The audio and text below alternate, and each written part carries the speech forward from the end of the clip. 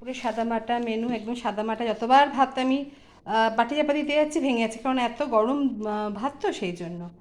তার সঙ্গে আছে একটু নিলাম লেবু, একটা নিলাম কাঁচা লঙ্কা, আগে একটু নুন নিয়েছি, আর ওল ভাতে সর্ষের তেল আর কাঁচা লঙ্কা দিয়ে মেখে নিয়েছি। এটা কিন্তু খেতে দারুণ লাগে।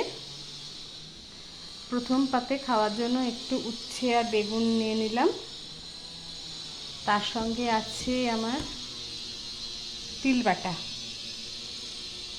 এই তিল বাটাও খেতে কিন্তু দারুণ লাগে। পেঁয়াজ দিয়ে ভেজে নিয়েছি। আমি একটা কথা বলি, আমি এ বাটা দিয়ে দেখিয়েছিলাম একদিন, রেসিপিতে এরমভাবে মুখে বলেই দিই।